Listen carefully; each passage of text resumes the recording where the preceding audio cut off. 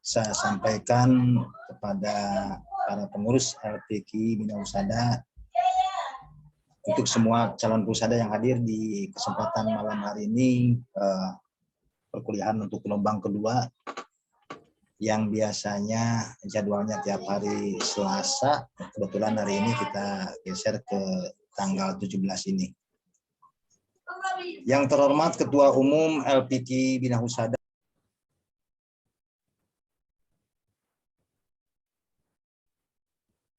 Pak mute Pak Asep ke mute. yang terhormat Ketua Umum PPTI, yang terhormat Ketua Umum PAKTI, Direktur PT Global Herbal Indonesia, Bapak TB Ado Sadroi, Ahli Media Keperawatan AKP.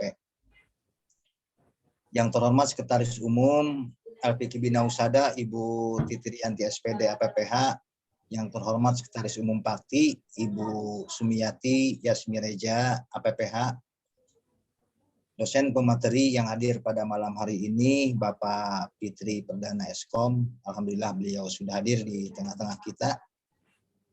Juga yang saya banggakan para peserta didik yang hadir di kesempatan perkuliahan malam hari ini. Puji dan syukur kita panjatkan kehadirat Allah Subhanahu wa taala karena pada malam hari ini, hari Minggu 17 Juli 2022, kita sekalian diberikan karunia dan rahmat sehingga kita semua dalam keadaan sehat dan bisa mengikuti perkuliahan gelombang kedua pada malam hari ini.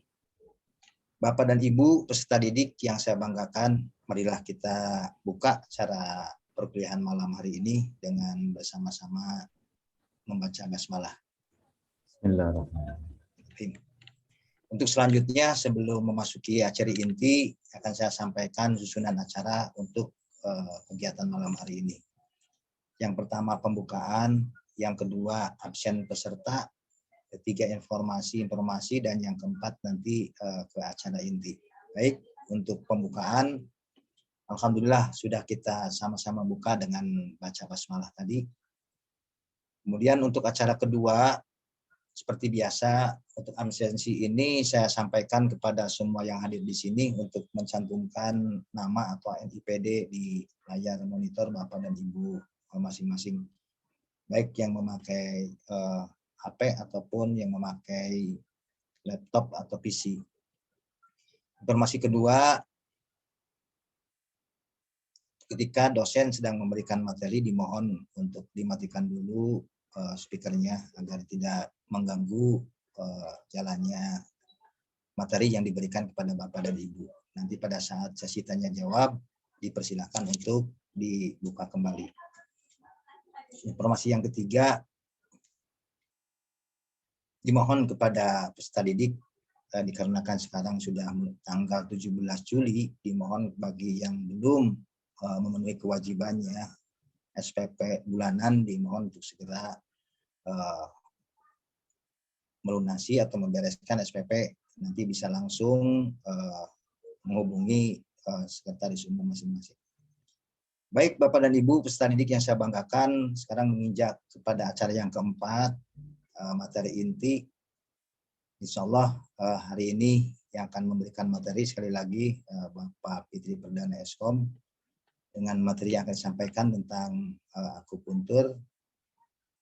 Tapi sebelum memasuki acara inti ini, marilah kita sama-sama untuk berdoa kepada Allah SWT. Mudah-mudahan kegiatan malam hari ini berjalan lancar dari awal hingga akhir nanti. Untuk itu berdoa dimulai.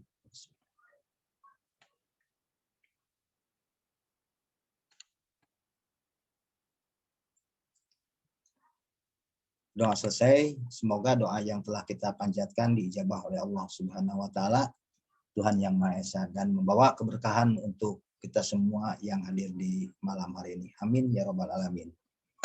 Baik Bapak dan Ibu, tibalah kepada acara inti pada kegiatan malam hari ini. Saya langsung saja untuk acara inti dipersilakan kepada dosen pemateri untuk malam hari ini, Bapak Fitri Perdana Eskom, untuk melanjutkan kegiatan ini. Dipersilakan, Pak. Bismillahirrahmanirrahim. Assalamualaikum warahmatullahi wabarakatuh. Terima kasih Pak Asep. Waalaikumsalam warahmatullahi wabarakatuh. Waalaikumsalam warahmatullahi wabarakatuh. Terima kasih untuk teman-teman semuanya. Kita sudah menginjak kepada akhir-akhir ya. Kemarin saya sedih juga tuh ya, ujiannya katanya banyak yang kurang cihuy ini. Aduh, jadi merasa bersalah saya ini.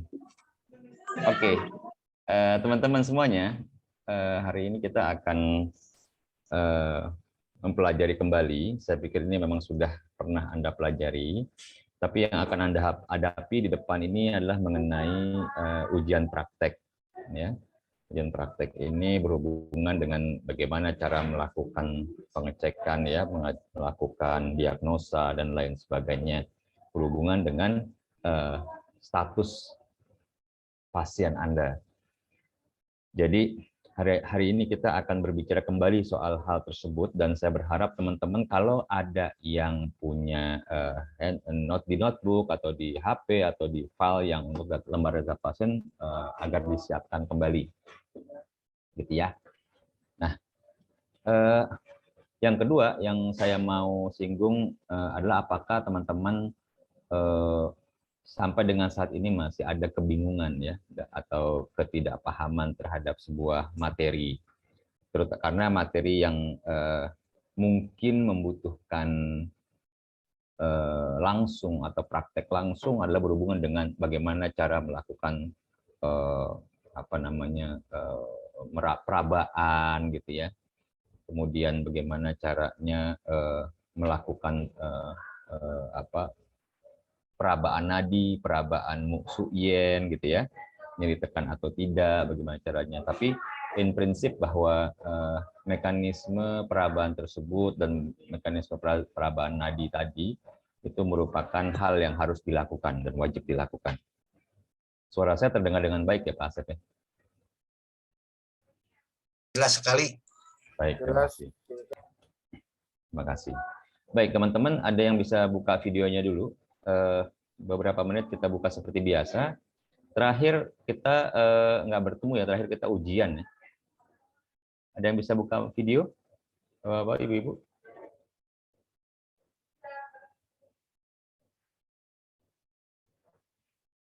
Terima kasih Pak Iwan.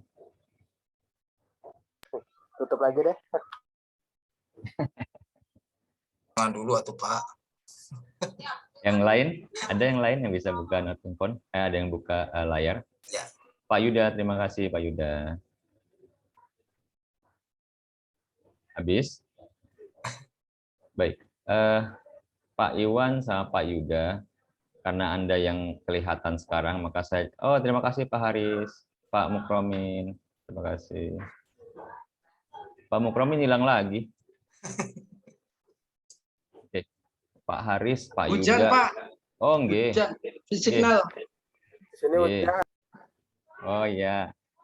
Jadi ada nggak sih yang kira-kira kalau dari Pak Haris, Pak Mahmudi, terima kasih Pak Mahmudi, Pak Mahmudi, Pak Haris, ada nggak kira-kira hal yang masih menurut Bapak-Bapak sangat kurang jelas banget gitu ya, atau Anda tidak kurang mendapatkan pelajaran di sini dari sisi materi-materinya? Pak Muhammad Hayatul, terima kasih. Pak Iwan mungkin, Pak Mahmudi, Pak Haris, Pak Yuda, Pak Muhammad Hayatul mungkin ada nggak kira-kira yang kepikiran langsung keluar ya di kepala ya, oh saya kurang Pak, kurang ini gitu ya. Karena yang lain itu pelajarannya hanya pelajaran udah ada materinya, tinggal teman-teman mau kembali membaca atau tidak, itu satu hal ya kan. Yang lainnya saya pikir itu berdasarkan file yang sudah disiapkan, yang sudah Anda download, atau masih ada yang belum mendownload filenya? Teman-teman ada nggak yang belum mendownload filenya? Sudah komplit Sudah sih, semuanya Sir. download? Komplit. Pak Filenya Iwan komplit. udah, Pak Yuda udah, Pak Hayatul udah download filenya? Udah, tapi belum sempat ngeprint ini, Mbak Fitri. Giliran Iwan? dibuka pusing ya, Pak ya. Asa. Ah, sudah ya Pak Yuda, terima kasih. nggak apa-apa. Yang penting jangan sampai yang pertama, bagaimana kita mau belajar belum di-download gitu kan. Jadi nggak fair lah kalau kayak gitu. Jadi memang ada teman-teman yang belum mendownload, mungkin ya wajar aja kalau nggak tahu lah, yang nggak bisa gitu. Tapi kalau yang mendownload mungkin ada kesempatan untuk belajar lebih gitu ya. Nah, menurut saya soal-soal yang saya buat itu plek persis dengan materi. Saya nggak merubah sedikit pun, saya nggak ngambil hal yang berbeda yang belum pernah diajarkan gitu ya. Jadi benar-benar sama deh. Jadi kalau bapak ibu-ibu nyontek pasti persis tulisannya sama gitu ya. Baik, kalau misalnya nggak ada yang jelas, kalau nggak ada yang bertanya soal materi, maka saya akan melanjutkan materi ini. Saya bisa share ya Pak ya.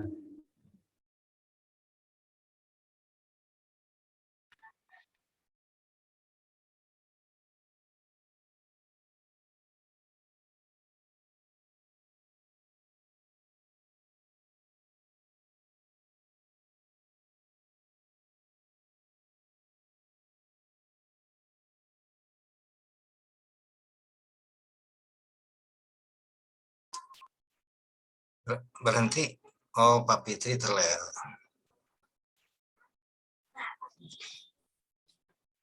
Terlempar saya Pak. Oh, siap. Siap ya, oke. Saya matiin aja deh gambarnya. Baik, jika ada pertanyaan jadinya? Nggak ada ya? Nggak ada pertanyaan ya, baik. Kalau nggak ada pertanyaan, kita akan coba share screen ya, Pak ya. Saya akan share screen.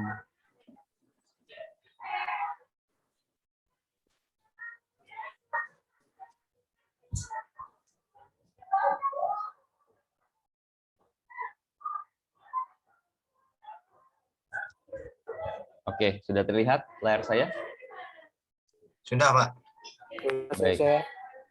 Ya, Bapak Ibu-ibu, sekarang kita melihat ke layar masing-masing. Mungkin udah ada yang pernah ngeprint, silakan dilihat kembali supaya bisa ini. Yang lainnya kalau layarnya mau dimatikan silakan supaya koneksinya lebih baik. Baik, yang sudah pegang filenya, kita akan bicarakan soalan data pasien, data diri klien. Kembali saya ingatkan kepada teman-teman semuanya betapa pentingnya membangun sebuah data dari klien ini. Ya, ini file yang pernah saya sampaikan sebelumnya juga ya. Jadi teman-teman harus udah mencoba mengisi materi isian data pasien ini. Baik, yang pertama kalau nama seperti biasa ya, nama, umur, jenis kelamin, agama ini sangat penting sekali Anda isi ya di Anda punya klinik. Kenapa demikian? Karena memang Anda bisa mendapatkan hal-hal yang memang. Waalaikumsalam Bu Helmi. Terima kasih sudah hadir. Ini sangat penting sekali. Anda bisa tergambar mengenai usia daripada customer ya, pasien, kemudian umurnya. Anda akan mendapatkan umur ini kan kelihatan kira-kira dia pada stage apa gitu ya. Kemudian agama, Anda bisa tahu beberapa agama membolehkan atau tidak membolehkan memakan sesuatu, bagaimana cara makannya. Pekerjaan jadi demikian, ada beberapa pekerjaan yang ruang lingkupnya memang makannya jadi itu saja, misalnya gitu ya. Jadi tidak bisa makan yang lain karena tidak tersedia. Berikutnya adalah alamat akan menggambarkan juga mengenai tempat tinggal orang tersebut, kondisinya seperti apa. Misal ada orang yang tinggal jauh di tempat yang dingin, atau ada orang yang jauh tinggal di tempat yang panas. Ya. Nah, hal ini membuat penyakit atau simptom atau penderitaan atau apa yang dirasakan dia berbeda dari masing-masing area. Hal ini dapat menimbulkan atau dapat juga kita simpulkan menjadi salah satu finding atau temuan ya dalam kita melakukan diagnosa. Yang berikutnya adalah mengenai nomor registrasi ini memudahkan Anda untuk menghitung ya nantinya ya berapa sih jumlah pasien saya per hari ini, jam sekian, ya hari itu, bulan ini, tahun ini, gitu ya. Bisa kelihatan. Kemudian pada tanggal pertama kedatangan, itu Anda isi untuk melihat bahwa jumlah atau lamanya pasien tersebut sudah berobat di tempat Anda. Ada terkadang tanggal sudah pernah datang, tapi cuma sekali. Habis itu datang lagi tahun besok, 2 tahun lagi berdatang lagi. Ya, artinya mudah-mudahan pada pertemuan pertama itu langsung sudah rilis ya masalahnya. Baik, itu merupakan data diri klien. Saya contohkan ya teman-teman ya, seperti yang sudah biasa saya contohkan juga. Misalnya teman-teman, ini ada yang orang dari Minang nih. Siapa yang dari Minang nih? Orang yang suka pedas, orang yang suka santen-santen gitu ya. Kemungkinan nih punya masalah di apa ya? Biasanya tubuhnya gimana nih? Punya penyakit apa biasanya? Lambung sih saya. Lambung. Kenapa Pak Iwan menurut Pak Iwan kok lambung? Gitu. Karena kadar kolesterol tinggi. Panas. Oke. Panas, kolesterol tinggi, asam urat gitu ya. Iya. Nah, jadi bisa tergambar. Beda lagi dengan yang mungkin di Jawa yang suka manis-manis. Kayak saya, kira-kira sakitnya apa? Kurang duit. Kurang duit. Atau tempat yang dingin. Tempat yang panas, yang terik, kulitnya. Atau di tempat yang dekat dengan pembuangan sampah. Napasan.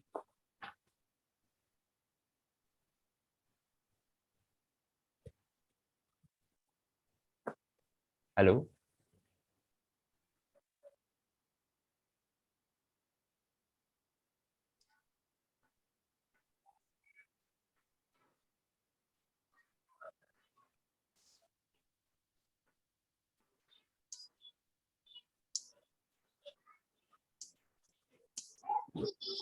Happy.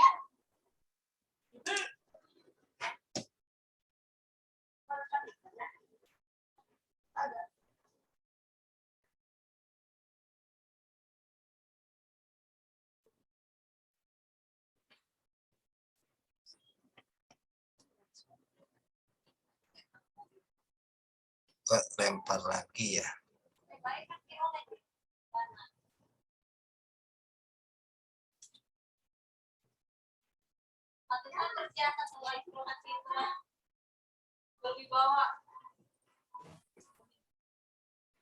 Saya mentah lagi ya?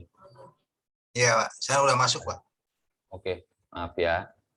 Baik, jadi kalau teman-teman lihat tempat tinggal itu sangat berefek sekali ya. Tempat tinggal, suku ya, kebanyakan orang-orang yang makan pedas, makan berlebihan atau bersetiap hari ya, frekuensinya bisa jadi. Kalau orang Padang kan kesannya kalau nggak makan sambal kurang sah, sama orang Sunda juga kalau nggak makan sambal kurang sah makannya. Nggak makan santan gitu ya, kurang sah. Filenya nggak nongol sih saya. Kenapa maaf? Filenya nggak nongol. Ya, tampilan. Oh ya. Kalau sekarang? Ya, sudah. Oke. Sekarang Baik. baru. Wes ya, beres ya. Oke. Nah, jadi kira-kira demikian gambarannya. Jadi langsung bisa kita gambarkan, kecuali kalau dia orang mana aslinya. Saya orang Irian. Oh, tinggal di Irian? Enggak, saya dari lahir sudah dari Jakarta.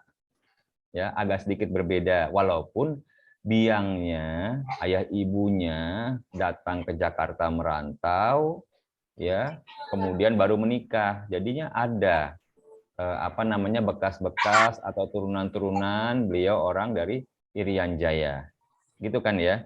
Sehingga kita bisa kira sakitnya apa, kasusnya kayak gimana, korelasinya apa, gitu ya. Paham ya teman-teman ya di sini ya. Kemudian kita masuk pada data pemeriksaan. Teman-teman, data pemeriksaan ini udah ada yang pegang file atau ada yang sudah ngeprint? Sudah, Pak. Baik, terima kasih Bu Ana. Nah, kalau teman-teman lihat, ini data pemeriksaan ini sangat membantu sekali pada saat Anda melakukan pemeriksaan.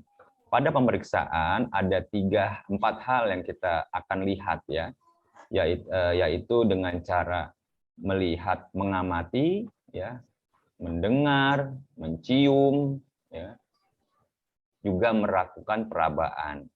Nah, yang pertama kita akan melihat soal pengamatan.